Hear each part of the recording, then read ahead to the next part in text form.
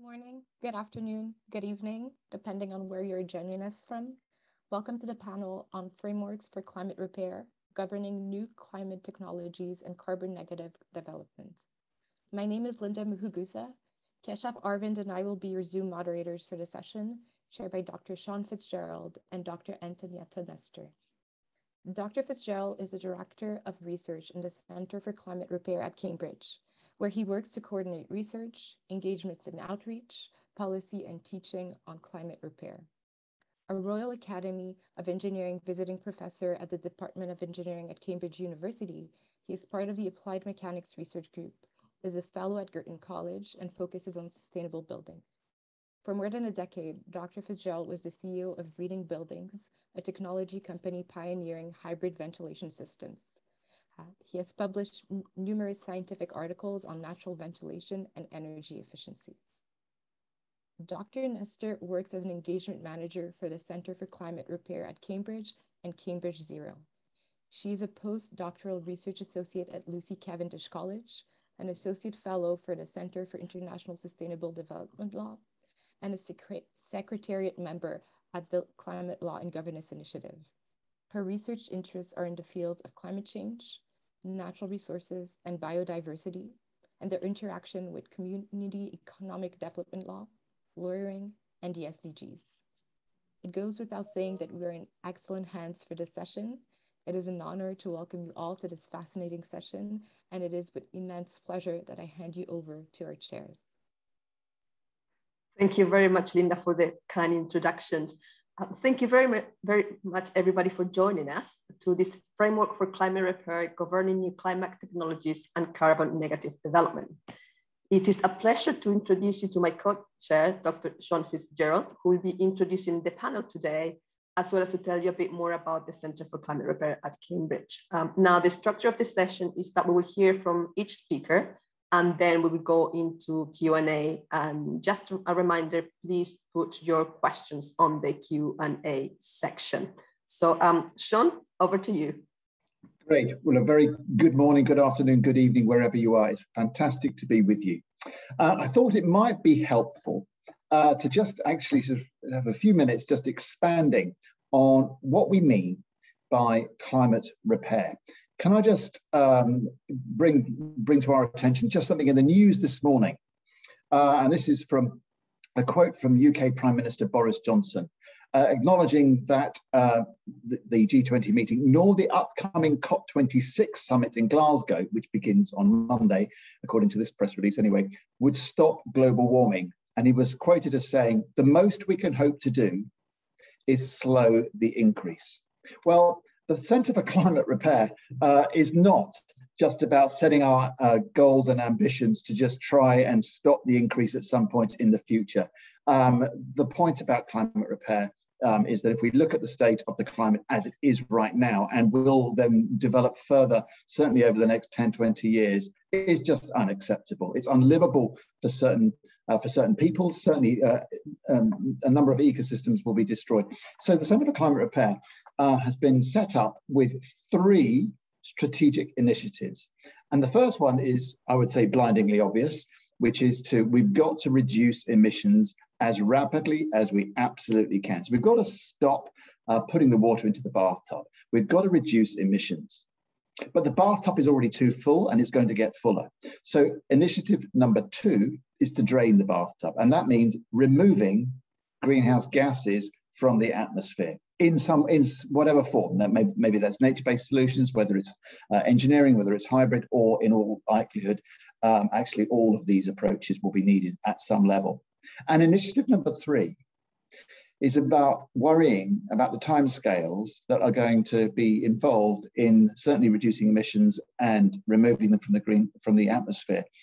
We're going to see some changes which are going to be irreversible. Some people use the term tipping points. And therefore, we need to look at approaches whereby we can at least safeguard the planet and the ecosystems in particular to try and avoid these irreversible tipping points, destroying much of the ecosystems that we care passionately about. So our third initiative, we call it the 3 R's, is reduce, remove, and repair, or refreezing of places like the Arctic.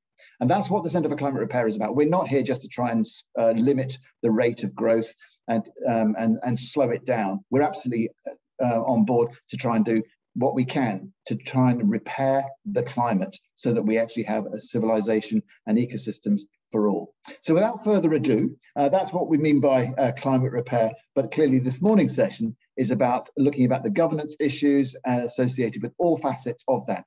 And we've got a fantastic panel of speakers. So we're going to be joined first by Dr. John Barker. Dr. John Barker is a fellow of the Lappak Centre for International Law and director of Cambridge Governance Labs, a multidisciplinary initiative conducting research into forms of governance risk that underpin global threats. He's a Life Fellow and former Vice Principal of Hughes Hall, as well as former Chairman of the Foreign Compensation Commission, a tribunal responsible for adjudicating international claims on behalf of the Foreign and Commonwealth Office. With experience in Africa spanning more than 30 years, he has worked with governments, international development agencies, and non-governmental organizations on the promotion of human rights, the rule of law and justice sector reform. So, John, over to you.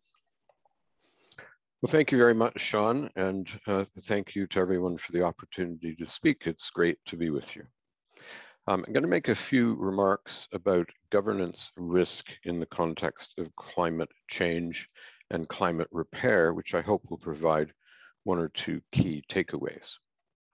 First, if we're successfully to address climate change, it needs to be understood not as a failure of science, but as a failure of governance.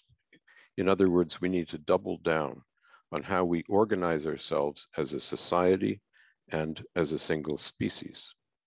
This has major consequences for where we look for solutions. Second, it is illuminating to focus on decision-making itself. It is simply not possible to achieve good governance with bad decision-making. And so optimizing decision-making by rooting out conflicts of interest and perverse incentives needs to be at the heart of the research efforts and closer to the center of the global agenda. Thinking of governance in terms of institutional structures, leadership, rules, and compliance is important because they're there to guide decision-making. But these influences are often indirect. So I would submit that we need to grasp the nettle of responsible decision-making in public spaces more directly, with two questions in mind. First, what characteristics will enhance the quality of decision-making? And second, what are the internal as well as external forces acting upon decision-makers that have a distorting effect, particularly upon those who are responsible for formulating and implementing public policy? To illustrate the first leg, what would a right to responsible decision-making by leaders look like? Well, it would be accountable, evidence-based, and ethical, and structured by administrative law principles such as legality and proportionality. It would be inclusive by taking into account all sectors of the population, future generations, and of course, biodiversity. And there are other examples. On the negative side, there are many internal and external forces, some purely psychological, but I will limit myself to just one today. As we've observed to our dismay, in spite of clear scientific evidence and widespread concerns voiced by citizens on climate change and other issues, governments often demonstrate a preference for listening to other voices, particularly those who provide financial support to ruling parties or who lobby hard behind the scenes. These are the voices that are in a position to extract wealth in ways that are being subsidized by everyone else and that are not subject to ordinary market forces. There's a difference between wealth transfer and wealth creation, and this needs better scrutiny. And however legal these practices and influences may be, they are, like tax havens and other governance deficiency, deeply, deeply corrupting, and very often work against the public interest. It's not by accident that you can map the most powerful lobbies onto virtually every global threat we face, from health crises to climate change to international conflict and market failure. So we need to tether our goals operationally to the long-term public interest and ensure that our policies and laws reflect this. And while law is absolutely essential, it is really designed more to catch the stragglers with minimum standards and does not constitute a gold standard. So perhaps it's time to recalibrate and place what is truly in the public interest first, instead of something to be auctioned off to a myriad of special interests.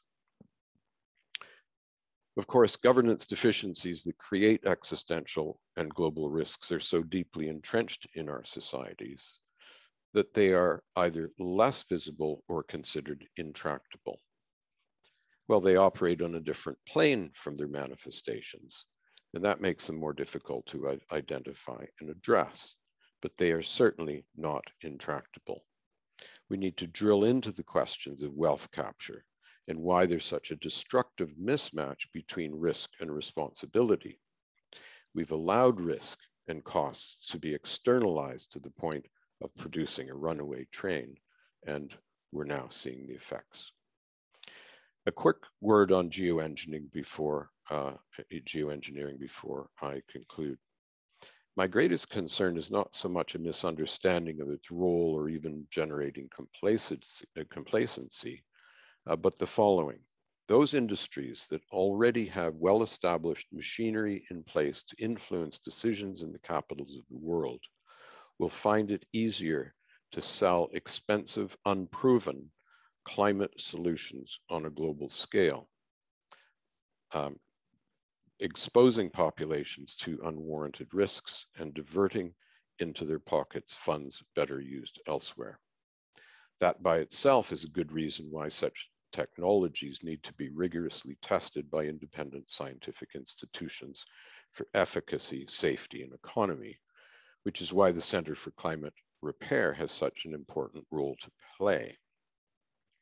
But repair also includes repairing our political and economic institutions. So to conclude, climate change is forcing us to take a hard look at ourselves as a society.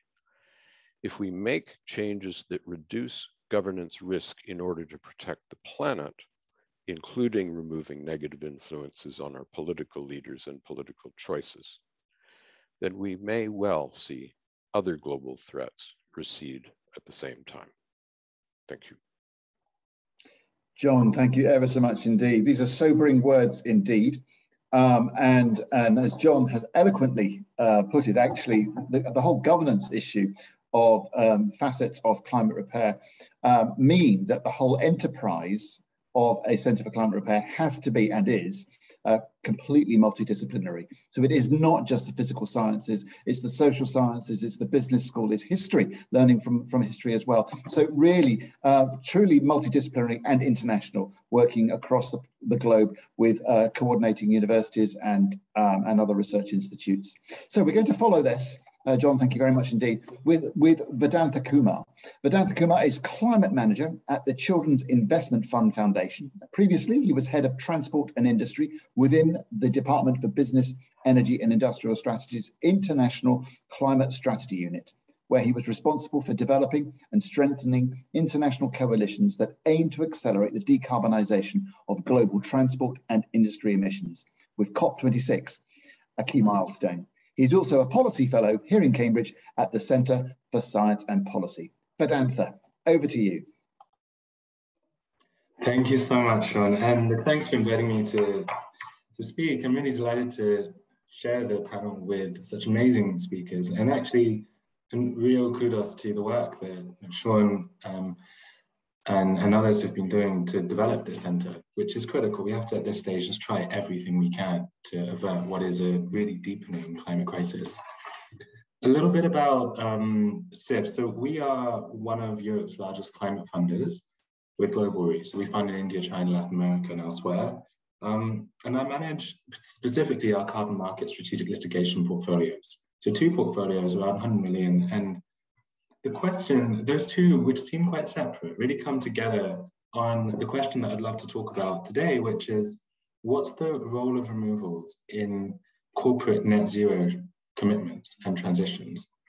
And that's relevant for 2 reasons, really. One is on protecting net zero. Lots of companies are making net zero claims. We need to make sure they're credible. The second is on the financing side. So a big potential source of financing for removals is from companies. That's often what's thought of. Companies need to claim something for that, and often they want to claim net zero for that if they're going to finance these removals. So going to that question, what's the role of removals in corporate net zero commitments? A little bit about net zero, we've all heard of it. And it's one of the biggest successes, really, of climate activism over the last decade. A norm that really came about through, focused on governments, has now been established as what companies have to achieve themselves.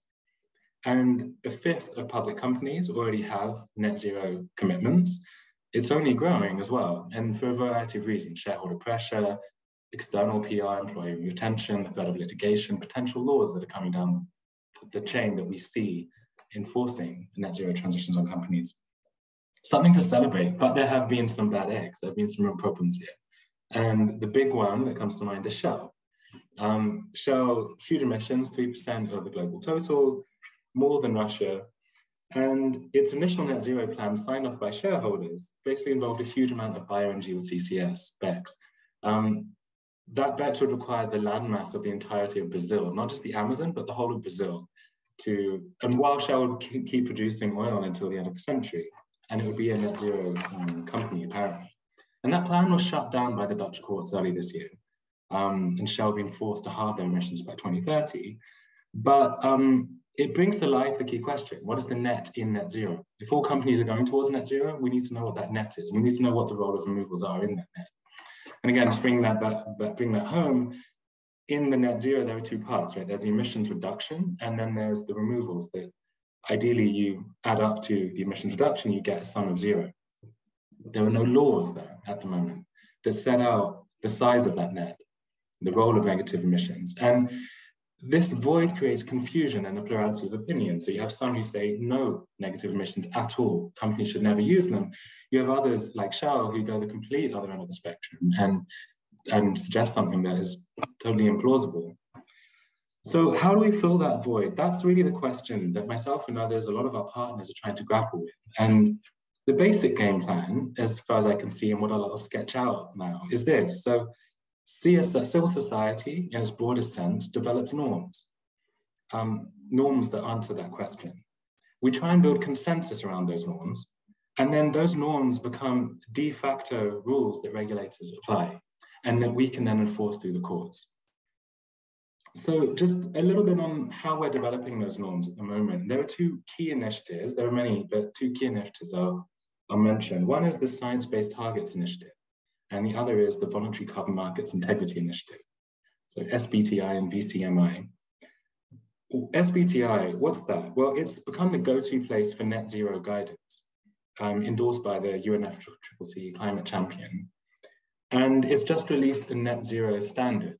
And what that basically says, relevant for this discussion, is 2 things. One is that if a company wants to achieve net zero, it has to reduce its emissions as far as possible, completely consistent with what Shaun was saying earlier. What's possible being defined by sectoral roadmaps, defining what's technology economically feasible. And only that tiny remainder that's left over, when a company can literally do no more, that can be covered by removals. And that is allowed within a company's net zero commitment. Taken alone, this really limits the role of removals. It limits them, it forces companies to prioritize emissions reductions now, and it postpones demand for removals until near mid-century, when companies are going towards that net zero point and they've got to the limit of how much they can reduce their emissions. So that might However, the SBTI also encourages companies to finance emissions reductions outside of their value chain, so go further if they can. But companies won't do that for charity. They'll do that if they can claim something.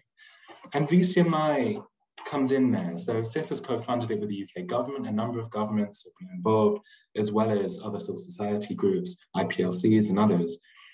A broad consultation effort to set out what are the rules that companies, what the claims can companies make when they buy carbon credits, which are a way of trading removal. And VCMI is going to look at a few questions. It's publishing a roadmap at COP26, but again, some of those questions are, okay, what claims can companies make when they use carbon credits? Let's dive deeper. Beyond net zero, say a company today wants to claim that it is going to compensate for all of its historical emissions, thinking about the justice argument. What can it claim if it does that, if it buys removals to do that? Or if it wants to be carbon neutral today on the path to net zero, what can it claim?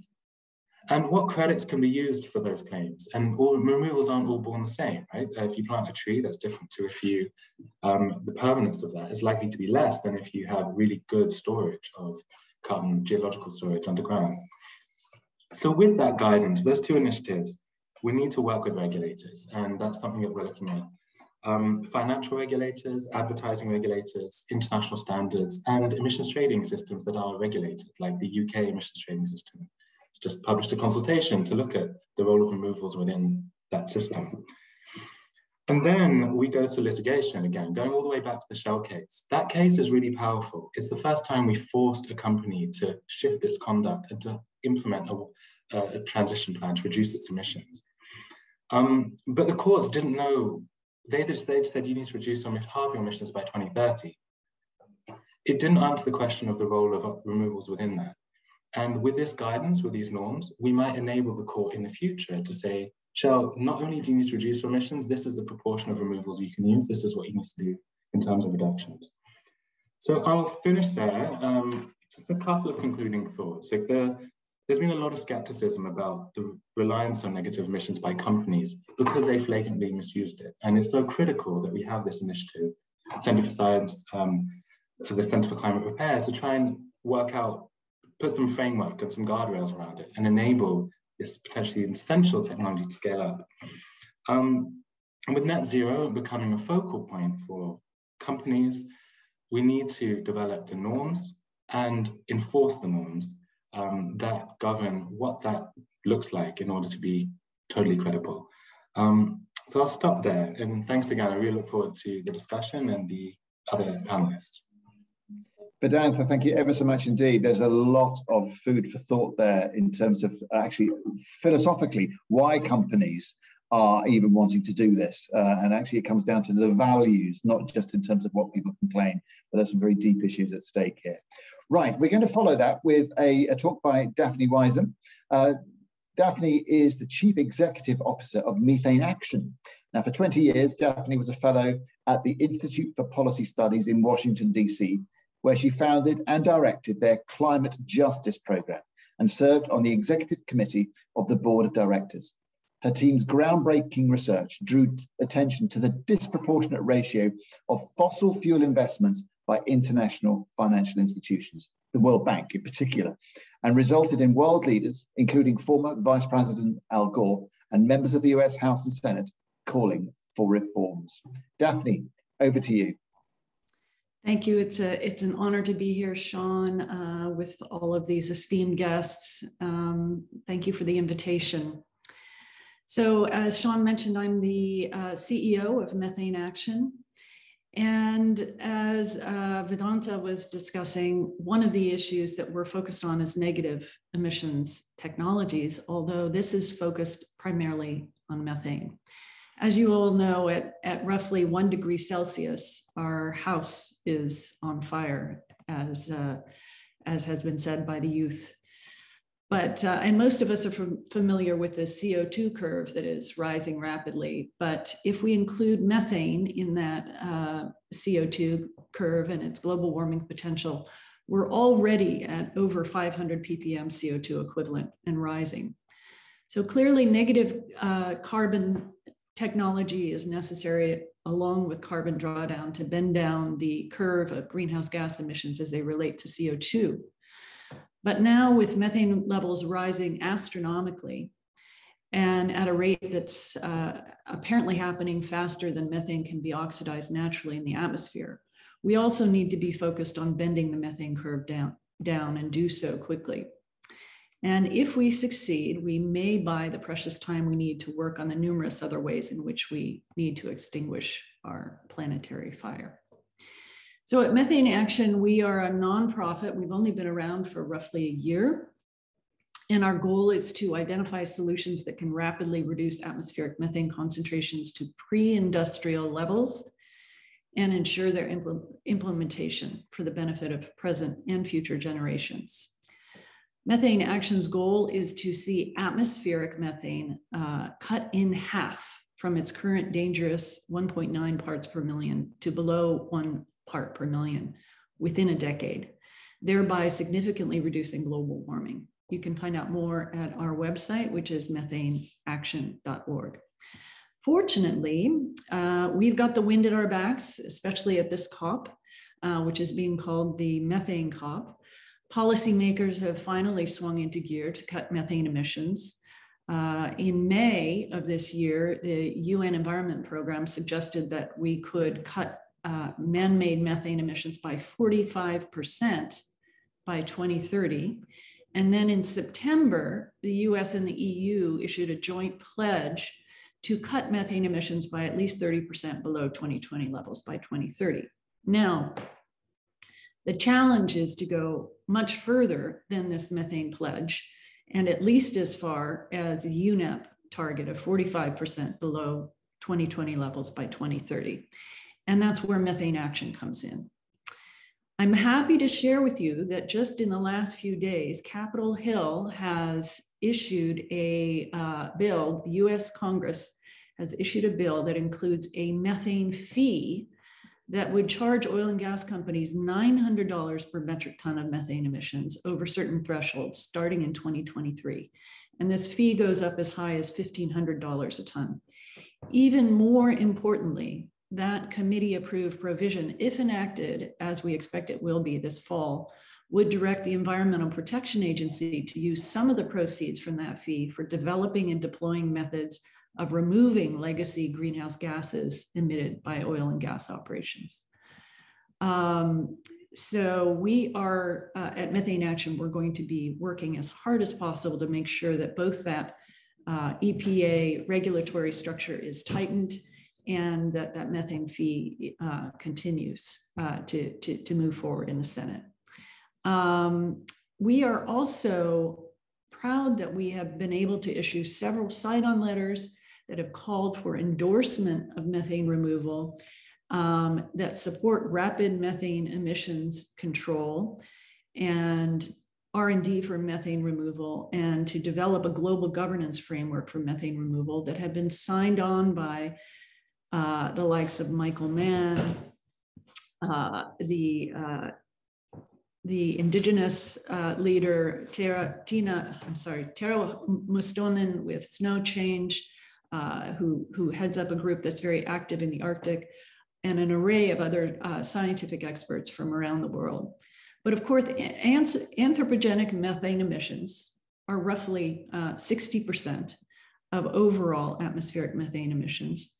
And the remainder, the 40% or so, are rapidly rising. Unfortunately, there's evidence that wetlands emissions are intensifying as the planet warms.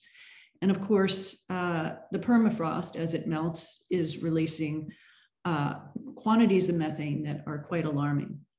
So one of the goals in the work that we're doing on methane removal is to ensure that this methane declaration is enacted at the international level. We will be presenting our letter in support of the methane declaration to policy leaders here in Glasgow. And part of that methane declaration is a pledge to ensure that we get this work underway on a very rapid timescale. In order for that timescale to be adhered to, we need some jurisdictions to begin to support the R&D and the environmental assessments to proceed with some of this promising methane removal technology. I could say a lot more about the regulatory oversight of methane removal, including the Convention on Biological Diversity, the environmental impact assessment that we are already engaged in with some of the more promising forms of methane removal. But maybe we can leave that to Q&A. I'll just leave it that this is one of the more promising aspects of action on climate change. If we succeed in this, what we're considering a moonshot, we could reduce climate forcing overall by some 15 to 20%, thereby saving countless lives and ecosystems and beginning the process of restoring the climate, as Dr. Fitzgerald outlined in his opening remarks. Thank you so much. Daphne, thank you ever so much indeed. So food for thought again, in terms of just the sorts of things that may need to be put in place in terms of governing and how we move things forward. That price of methane of $1,500 a ton, in terms of one mechanism. I'm sure there'll be some questions after that, afterwards. Right, we're going to follow that with a talk by Tejas Rayo. Now, Tejas is an associate fellow of the Center for International Sustainable Development Law. He holds an LLM, that's in international law, from the University of Cambridge, and a BA, LLB from the Jurajat National Law University. In the past, he's researched with members of the International Law Commission and volunteered with governmental actors in India to conduct policy analysis and prepare sustainable development roadmaps. His research interests concern questions of environmental governance in the global commons, particularly in the polar regions and outer space, inspired by fantasy and science fiction novels he read as a child. Tejas, over to you. Thank you very much, Shaun, for that kind introduction. And yes, my research is inspired by fantasy and science fiction novels. And that's why today's research that I'll be presenting is on international space law, climate change, and the politics of common concern. Now, this research has been very kindly funded by the ERM group of companies in India, as well as the Tata Trusts. And for their support, I'm extremely grateful. If I may have the next slide, please. So this research has three key questions. First, we examine what can space law teach us about the regulation and use of geoengineering and climate repair technologies? How, if at all, can space law be activated to improve coordination between states in combating climate change? And in what way can the politics of common concern advance or limit this activation? The reason why these questions are critical at this particular time is because of that photo that we can see on the screen. That's a very popular photo of the pale blue dot. But it's something that is at stake today for us, not only in the build-up to COP26, but in the next couple of years. If I may have the next slide, please. Now, before we delve into exactly any of those research questions, we need to understand what the interlinkages are between this issue of climate change that we see within our Earth atmosphere and outer space itself.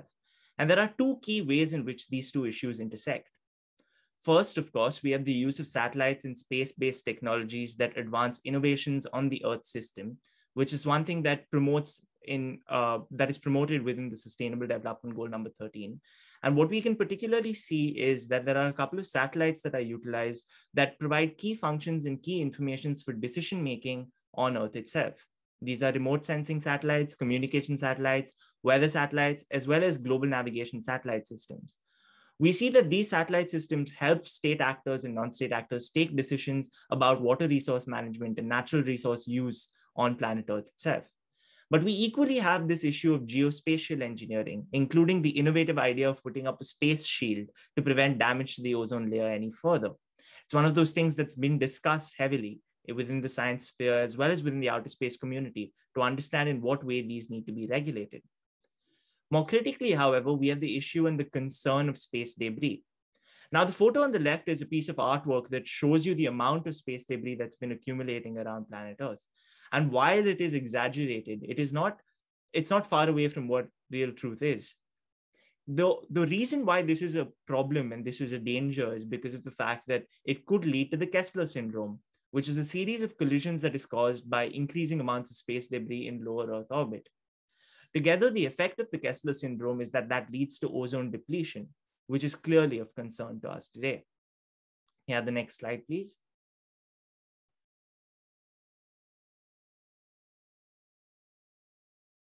Now, given this, it's important to look at the treaties that we have available to us within international space law in this context. First, of course, we have the Outer Space Treaty, which within Article 3 tells us that international law does apply to outer space, which is extremely critical for us to understand that international environmental law obligations that exist within the Earth system are obligations that are incumbent upon states parties even in outer space. We also have the key phrase of promoting international cooperation and understanding, something we will revert to later in the presentation. We finally have Article 9 of the Outer Space Treaty, which particularly requires states to pursue their activities in outer space to avoid harmful contamination and also adverse changes in the environment of the Earth itself. This language is also included within Article 7 of the Moon Agreement. However, the key difference between the Outer Space Treaty and the Moon Agreement, of course, is that the Moon Agreement has been discussed as being a failed treaty, given the low number of signatories and parties that have ratified that treaty. If I may have the next slide, please.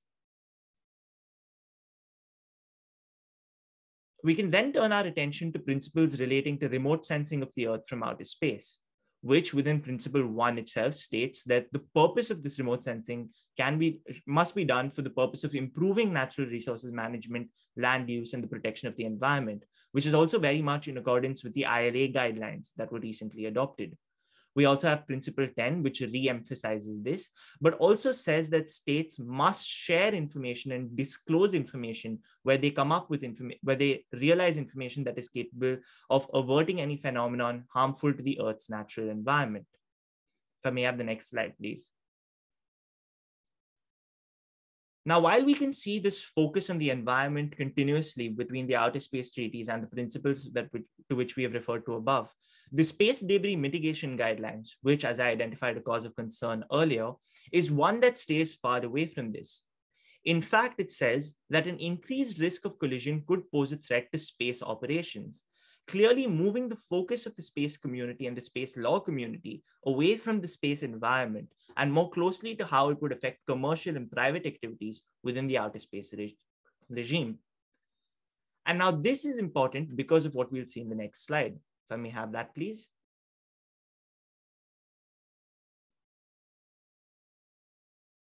The reason this shift is concerning is because of what outer space represents. This photograph is the most commonly available photograph from the signing of the outer space treaties, as well as the United Nations Committee on the Protection of and Use on the Peaceful Uses of Outer Space. We see first that there were only 3 countries whose interests were trying to be protected. That is the USSR, the USA, and the United Kingdom. Outer space treaties were signed and negotiated against the backdrop of the Cold War.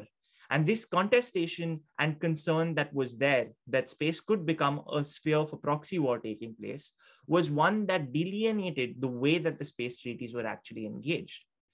That focus is far away removed today. Climate change is a common concern and necessarily requires that states from all around the world are taken into account.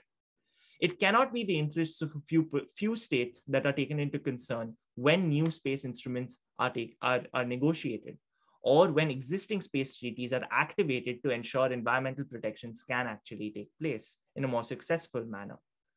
The other thing that is important is that everyone in this photograph, and indeed everyone in the room at the time, was a man, as you can see over here.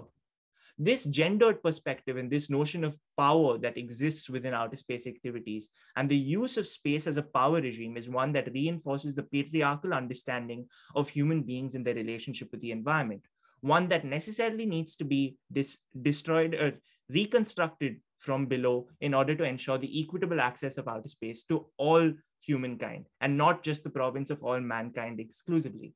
If I may have the next slide, please.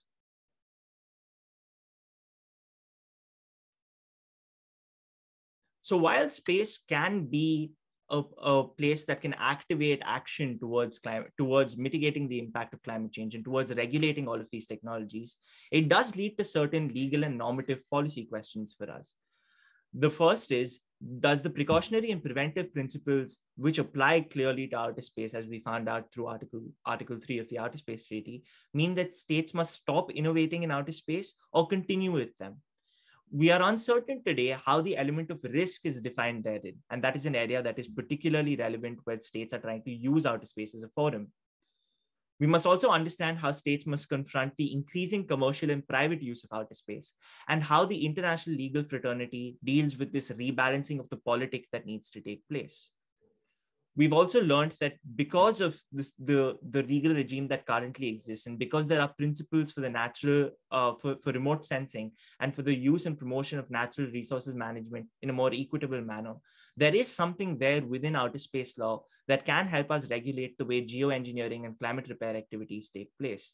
It is up to us as a community of states and to show that political will to use the space instruments available to us to renegotiate and to create a platform for us to raise these climate change issues in another fora as well, one that may be more successful than fora that we have today. If I may have the next slide, please. That concludes my presentation with you today. Thank you very much for your time. I'd just like to say Dhanyavad and Dhanyavadagalu in my native language. And I'd say a huge thank you again to the support of my funders, the ERM group of companies and the Tata Trusts. Thank you very much. Tejas, thank you ever so much indeed. Really stimulating pictures as well as some very powerful words as well and challenging thoughts. Right, we are now going to be joined remotely in the form of a video presentation because our next speaker is en route to Scotland and is currently in Glasgow. So our next speaker is Pierre Gonthier. Pierre is the Vice President of Legal Affairs at the SAF Plus Consortium. He's been involved with SAF Plus since its incorporation in January 2019, and he has served as General Counsel for SAF Plus since then. After keeping our business out of harm's way in the early years, he joined the management team in April 2021. Pierre was called to the bar in 1989 and has practiced in the government with a large accounting firm and in private practice. His experience covers 30 years in the areas of mergers, acquisitions and reorganizations, tax and estate planning, tax litigation and international taxation. So team, if we could please have the video from Pierre, that would be very helpful. Thank you. Perhaps while we fix the video behind the scenes, we can actually go to a couple of Q&A and then go back to the video if everybody agrees. So we'll section a question for all the panelists. So first is from, hopefully my pronunciation is right, from Shmuel Yerushalmi. He's from Israel. And he asked all the panelists how you offer to fix framework to climate repairs without impair in development of countries and without impair in workplaces and employment of people crowds. But thank you very much for your question. And yes, so should we go first with Vedantha? Sure, yeah, it's a brilliant question. If I've understood correctly, it's about the justice side of this. And I guess that just saying a couple of things. I think one is the terms of the debate have in a way been set. So because of some perhaps projects that haven't been done with full sensitivity, there is now a real wariness among civil society and also indigenous people, local communities, to some parts of geoengineering, climate repair, and carbon removal. So there was a Harvard study that has been attacked by the Sami group, which is about solar engineering. The Greenpeace-led Zero call for zero, not net zero, stop removals.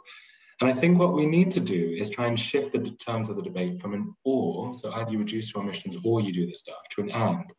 We need to do both because we're in a crisis. And I think that just requires a real sensitivity. So when we talk about the debate, not talking immediately about scale, but acknowledging all those fears from the start. And the other is real respect for all the different kinds of laws and considerations that we'll have. And I point to maybe Kate Cook from Matrix Change has done a brilliant overview of law as it pertains to climate repair and removals.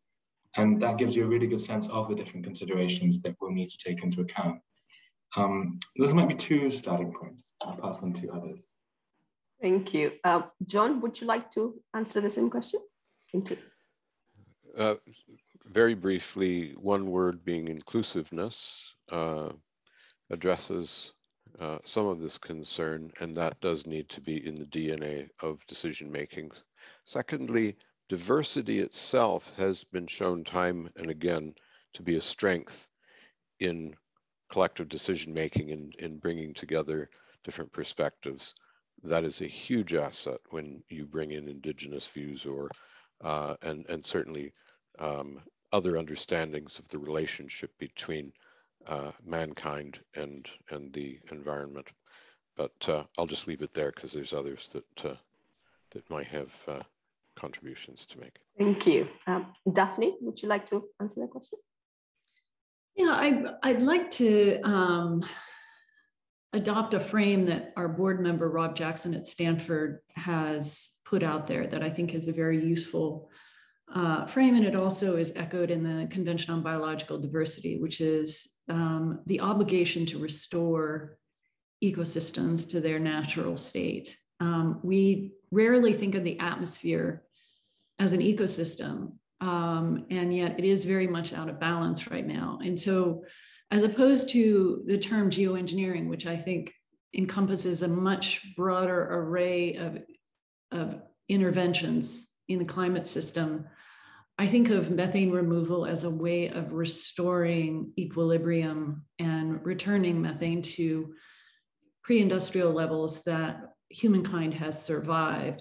Now, how we go about governing that and engaging civil society, we take that absolutely urgently seriously. It's one reason why we have engaged folks from Climate Action Network International in our discussions. We are going to be releasing a joint statement at the COP. It's one reason why we led with the science and made sure that we got all of the long list of scientists to sign on to our statement saying this is needed. It's one reason why we reached out to the indigenous people who include the Sami and others, as represented by Tero Mustonen of Snow Change. It's one reason why on our board is Reverend Yearwood, who is from the New Orleans region and is an amazing climate justice speaker and advocate.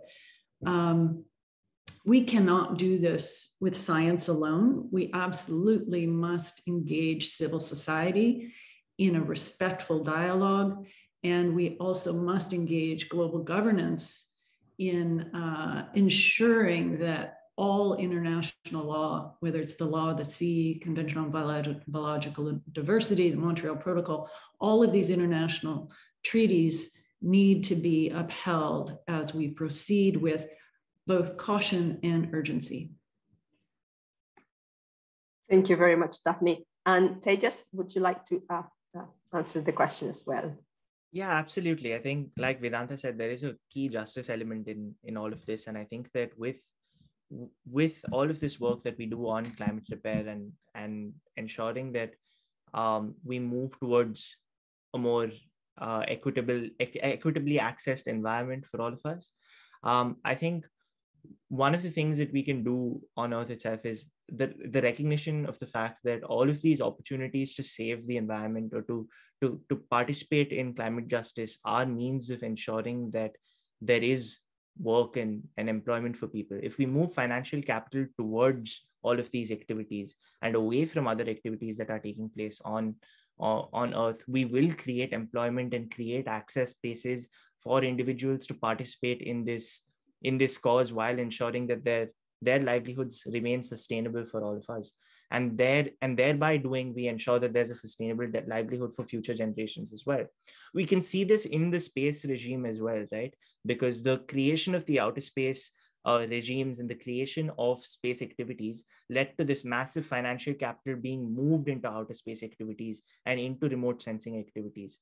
And that created a parallel economy of some kind that existed for outer space itself. We can do the same thing with environmental activities. And I'm looking forward to that happening as a result of decisions made at the COP26, as well as in the upcoming weeks. Thank you, Antonieta. Thank you very much, Tejas. And now I believe we have solved the technical issue with the video. So if Linda or Keshav, yes. Good morning, everyone. I salute the chairs of this panel. I salute as well all of the attendees that I understand are online, very much like me.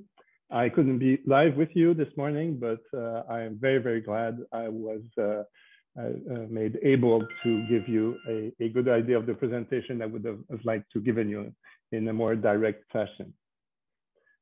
So let's examine together some of the legal challenges for sustainable aviation fuels, otherwise known as SAFs. So before discussing these legal intricacies, I'd just like to point out what is SAF basically, because there's a lot of vocabulary floating around about SAF and people are not always familiar with what it means. So SAF is a family of fuels, which are essentially a chemical replica of fossil kerosene or jet fuel, if you like. Their main characteristic is that they have a low carbon intensity. Now, what is low carbon intensity? In short, it's a low carbon intensity on a life cycle analysis basis. So synthetic kerosene and fossil kerosene, when they burn, they release the same amount of energy and CO2. So that's not the issue. The issue is on a life cycle analysis, how much carbon is released in the atmosphere in the extraction, processing, or synthesis of these fuels. So in terms of SAFs, there are two great families of SAFs. The first one you've probably heard of, it's what we call a biofuel. A biofuel is very generic. It could be biodiesel or biogasoline. And for the purpose of this presentation, we're talking about biojet fuel. So in essence, the raw material or feedstock associated with this SAF defines its origin or its classification in the grander scheme of things. So when the feedstock is biogenic, so this could be either mustard seeds, corn, forestry residues, it could be municipal waste, it could be reprocessed fogs, which are fat, oils, and greases. These form the part of what we call a bio-SAF, if you wish. Two main issues go with these types of SAFs. First, it's the ability to reduce the carbon reductions as compared to fossil kerosene, which is around 50%. And the other question is about feedstock availability and land use issues. Some of the feedstock is limited in quantities. It's very difficult or impossible to secure on long-term contracts, meaning over 3 years. And where land is concerned, well, there are land use issues because there might be a competition in between food crops and fuel crops. So that's not necessarily a very good driver for production and acceptance of the product. The other large family, and I'll finish my technical introduction on that, is what we call electrofuels or e-fuels, or it's also called power to liquid fuels. So in that case, the raw material is pure CO2, either captured at the smokestack or through capture, what is called direct air capture from the atmosphere. In this case, the reduction in carbon intensity of the SAF is at least 80% over regular jet fuel. And of course, the feedstock is pretty much unlimited if you draw it out of the atmosphere directly. And if you can access a large emitter, well, then you have on basically quite a long term, a vast amount of CO2 available as raw material. So in the case of e-fuels, the real challenge is accessing a very large amount of renewable energy, because the quality of the electricity you'll be using will be reflected in the carbon intensity reductions of the SAF you're producing. So now, for the legal challenges, now that we've understood what SAF is basically about. So the use of SAF is relevant for decarbonizing the air transportation industry, both from a national and international perspective. So SAF essentially, because it's a chemical replica, can be added in standard jet fuel through a straight blending process. It's certified, So it can be used up to 50% blend, depending on the type of SAF you're using. So it allows for the reuse of the existing logistics and distribution infrastructures. So even though ICAO member states are presently adopting a variety of decarbonizing solutions nationally, as for example, the SAF mandates in the European Union, the blenders tax credit in the USA, which is a credit that increases on the lowering carbon intensity of the SAF you're blending, hence the name blenders tax credit. And in Canada, we have a clean fuel standard which essentially asks for a reduction of the overall carbon intensity of a fuel type. So let's say gasoline. Well, gasoline has to be blended so that until 2030, its carbon intensity is lowered from one point to the other. So depending on the regimes, you can actually have a certain amount of SAF that has to be produced and blended into jet fuel, or it can be the average jet fuel intensity that can be lowered. Now, these three examples apply only to internal flights. And because of the variety of approaches taken by them, they all aim at the same public policy, but it's expressed in a different fashion. These create challenges to SAF standards. So first, in terms of SAF certification, there are various technological pathways, and they have to apply to a board or an organization which is called ASTM, which has to approve them, which is a lengthy process. And there is also a question of blending levels. So if one country blends its jet fuel at a certain percentage, there's the issue whether the country which will be receiving inbound flights from that country will accept those blends at those levels. So for the question of reduction of carbon emissions on international flights, we all know that the CORSIA, or Carbon Offsetting and Reduction Scheme for International Aviation, is progressively being rolled out. It allows for the reduction or compensation of emissions. Obviously, SAF is a method of reducing emissions and not compensating. So we're completely outside of the issues of issuing valid credits to airlines. CORSIA, as a legal regime, allows for the avoidance of double counting and double claiming within the CORSIA framework itself, but not outside of it. For example, the Paris Agreement, so that an emission reduction could conceivably be claimed.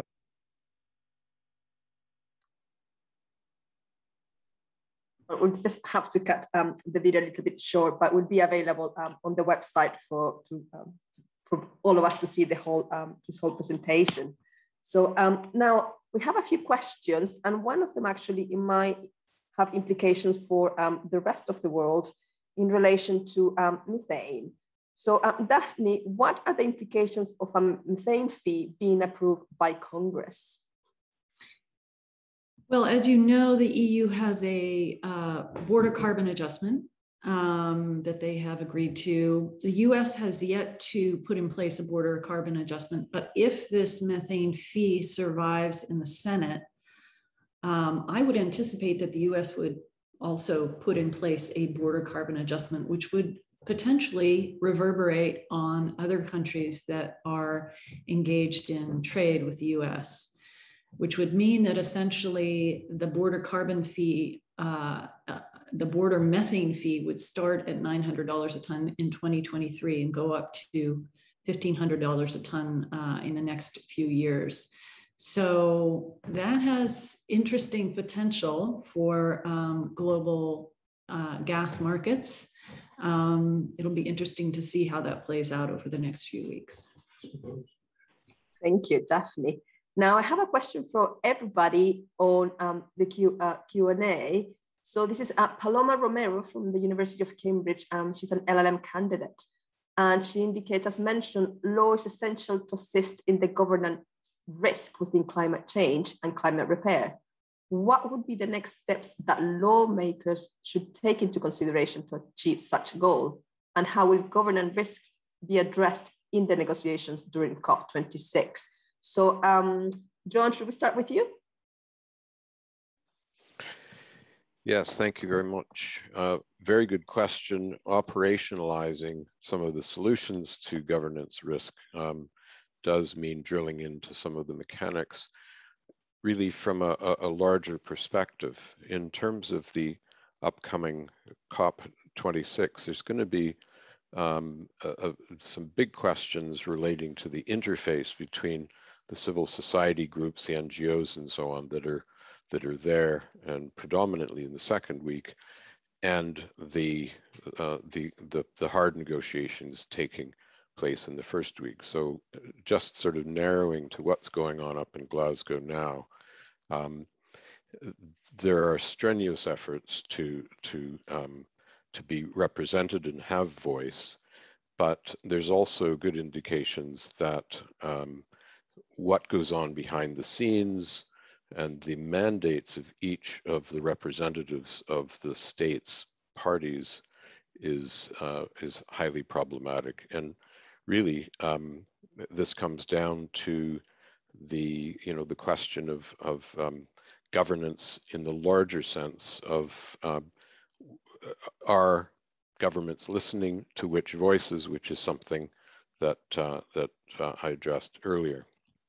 I'd also say that it's really important that we understand the need for new tools to be developed to enhance the relationship between civil society and state authorities, and also to understand the relationship between science and the political decision-making processes and so on. The great physicist Werner Heisenberg said, "What we see is not nature itself, but nature exposed to our method of questioning." And this is just as relevant in the social sciences as it is in the natural sciences. And so I think part of it is and Shaun and others have referred to a major multidisciplinary effort to combine forces to address some of these problems. And we just need to get more creative. There's serious obstacles to that lawmaking process. In a sense, there's a monopoly by states on that kind of authority. Breaking the monopoly, which is exerted internationally, and limits what international law can do. Somebody described international law as the type of law that in the criminal sphere would be written by the mafia. That is one of the big problems. And internally, of course, the monopoly is exerted within countries towards their own populations. And that monopoly needs to be broken and is being broken, as we saw in relation to cities joining up around the world, and in terms of in federal systems challenges to central authority. But that monopoly at state level is one of the big challenges, because it's exerting legal force into the international, it's projecting that into the international arena as well as domestically. I'll leave it there. Thank you very much, John. Now, we have another question as well that relates to the previous question from Paloma. So just in the interest of time, I'll follow with the next question, and perhaps Vedantha, we can start with you. So this question is from Stephen Weber, the Secretary General, Arctic Forum Foundation, Brussels and Berlin. And the question is, what kind of new legal and political framework on national, EU, global level would you see necessary and or possible to develop to support climate repair and take into account the precautionary principle, aware of the hope for pure technical fixes to avoid change of lifestyle? So that's a very interesting question. And Vedantha, would you like to start with that? Sure, I will. I think there are others on this panel that are probably more informed to answer this. I'll just give a few quick thoughts. I think that's a critical question. And a few things that will probably be needed, I imagine, would be, based on what we understand so far, is building on what John said, definitely a multi-stakeholder process, an interdisciplinary process, and also, you know, what Shaun is doing in his work, and Antonieta. But also probably approaching this from the view of regulation as opposed to scale. So we've seen some initiatives recently, one on carbon markets, which was established to using the word scale, and that scale triggered a lot of adverse reactions from those groups that are currently skeptical. And I think we've got a certain skepticism already built in around negative emissions and climate repair. And I think approaching it from that lens of regulation is probably a more helpful and more productive one, constructive one that will allow more people to be brought in. And then the other is who's going to sit at the table and develop those rules. And if it is multi-stakeholder, well, I think there's a really, really careful thought as to which companies, and even which countries, are playing a lead role. If it's those that are seen to, if those are the ones, you know, like you mentioned Shell earlier, that are misusing these opportunities or these potential solutions, that's obviously going to doom any such efforts. So a few things that would probably need to be built in, but this is a critical question and something we probably need to build quite urgently. Thank you very much, Vedantha. Now, Daphne, I know we had asked two questions. Would you have a preference for either of them, the one you would like to contribute to? Oh, you mean which of those two? Yes. Can you restate the second one? Yes. So basically, what kind of new legal and political framework on national, EU, global level would you see necessary and or possible to develop to support climate repair and take into account the precautionary principle, aware of the hope for pure technical fixes to avoid change of lifestyles? Okay, well, there are two elements in there that I would question just on the face. One is that we need a new international framework. I think we have existing regulatory bodies and authorities that we can work with. For example, the Arctic Council, which includes Russia and the US, some of the biggest methane emitters in the world. And this is one governance body that we believe we can begin to work with to adopt the methane declaration, where we could get nations that are party to the Arctic Council, as well as the indigenous peoples and their jurisdictions, to begin the process of engaging, learning about methane removal and its potential to essentially restore the Arctic. And using the Convention on Biological Diversity, we could also ensure that this was done safely, legally, and so on. Now, the last part of that question was without changing our lifestyles. Is that what it was? That's right. Well, implicit in the methane declaration is that we absolutely must begin with rapid reductions in anthropogenic methane emissions. So the assumption that we can continue to go on emitting, whether it's fossil fuel emissions or agricultural emissions, some of which can't be mitigated, but some of which can, is, I think, that just needs to be rejected out of hand. We absolutely need to do both. We need to reduce anthropogenic emissions, but we also, given the fact that natural methane emissions, biogenic methane emissions are increasing, we need to scale up methane removal as well, to not only to restore the climate, but also to just meet and ideally exceed the Paris targets. This is absolutely essential given the rapid rise in atmospheric methane these days. Thank you very much, Daphne. Now, Tejas, would you like to answer very quickly that question before we wrap up? It's almost midday, so we have a couple of minutes left. Yeah, sure. No worries. Thanks, Antoinette. I think that we have all of these instruments available to us within international environmental law today.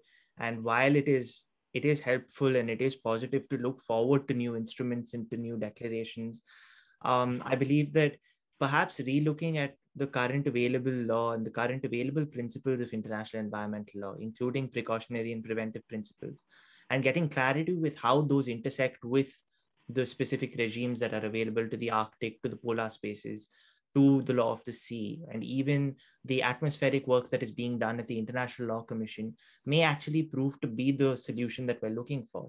And on an individual level, I think it takes a lot of action from each one of us rather than going for a top-down approach. Perhaps a bottom-up approach of regulating from subaltern communities and unheard voices may yield better results in the case of climate action. So those are my 2 cents. Thanks, Antonieta. Thank you very much, Tejas. Now, before we leave, just to wrap up, we have, for climate repair, we have the 3 R's needed. So what will be the 3 R's plus what else? Daphne, what will be your addition to the 3 R's on climate repair? I mean, I think in addition to that, we need to be talking about equity as a global. Yeah. Excellent. So the 3 R's plus equity. John, what would you be the 3 R's plus what? I think climate justice, so adding the word J is very important, but I would add G. Excellent. And Vedantha, what would you add to the 3 R's? I would have added the first 2 that have been said, maybe inclusivity, which touches another part of that. Excellent. And Tejas? I'd add reinvigorate. So that's another R I'd put in, because I think we can reinvigorate existing regimes and add strength to the community that's working on climate action today. Excellent. And I will ask my co-chair, Shaun, would you add anything else to the 3 R's? Well, around the 3 R's, you've got all of the issues regarding inclusivity, governance, engagement with people. This is the multidisciplinary action. So that those might be the 3 physical things, but everything else is just as more important, because without that, well, whatever you do physically ain't never going to see the light of day. You've got to make sure you get everything else sorted out as well. And it's all in the same breath. Excellent. Well, thank you very much, everybody, for joining us. I think there's plenty of room for discussion and for more sessions, actually, and more panels. So we look forward, actually, to be working in some more. And please join us now for the final panel. The link should be there on your invitations, but if you want to put the panel in, perhaps Keshav or Linda, would you like to add the panel to the chat, please? And in case people are looking for them, and we can just all access the next session. So thank you very much. And we look forward to see you at the main panel. So do you have the link there, Linda, for people just to copy and paste in case they don't have it? Excellent. Thank you very much, everybody. And we'll see you soon. Bye-bye.